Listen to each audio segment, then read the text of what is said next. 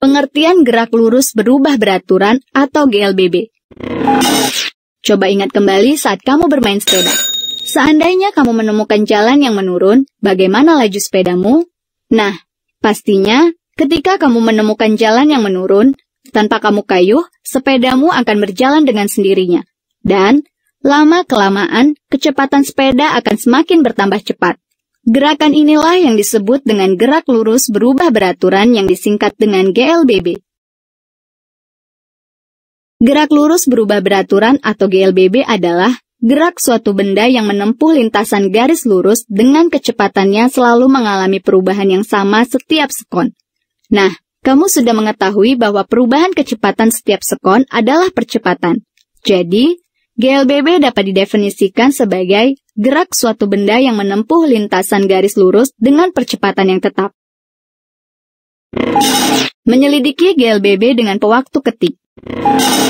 Untuk memahami gerak lurus berubah beraturan, sebaiknya kita lakukan kegiatan kembali dengan menggunakan pewaktu ketik. Sekarang, sediakan pewaktu ketik beserta pitanya, catu daya, mobil mainan elektronik, beberapa buah buku tebal, sebuah gunting, dan kertas polos. Kemudian, buatlah landasan yang miring. Caranya, naikkan salah satu ujung landasan dengan menggunakan buku tebal sebagai pengganjalnya. Lalu, letakkan tiker timer di ujung landasan yang dinaikkan. Dan, hubungkan mobil mainan dengan pita ketik.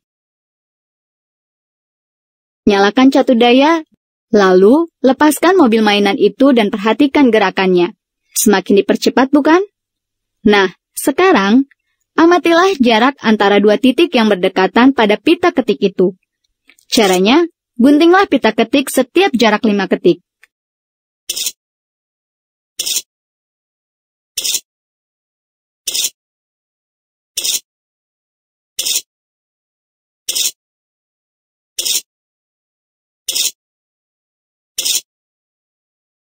Lalu, tempelkan di atas kertas polos potongan-potongan pita ketik itu secara berturut-turut dari kiri ke kanan.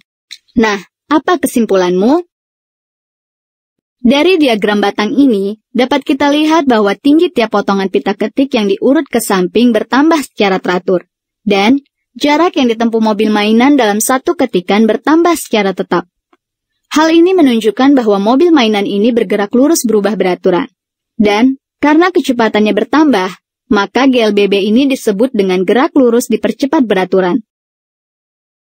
Jika kamu teruskan lagi menempelkan potongan-potongan pita ketik hingga 10 potongan ke samping, maka diagram batang akan tampak seperti berikut. Dari percobaan ini, diperoleh besar perubahan kecepatan. Delta V sama dengan 35,5 cm per 5 ketik. Dengan selang waktu, delta T sama dengan 10 dikali 5 ketik sama dengan 50 ketik. Maka, dari hasil ini, dapat kita hitung besar percepatan benda yang menarik kertas tersebut. Dengan mengingat kembali rumus dari percepatan, yaitu percepatan A sama dengan delta V per delta T. Sehingga A sama dengan 35,5 cm per 5 ketik per 50 ketik. Sama dengan 0,142 cm per ketik pangkat 2.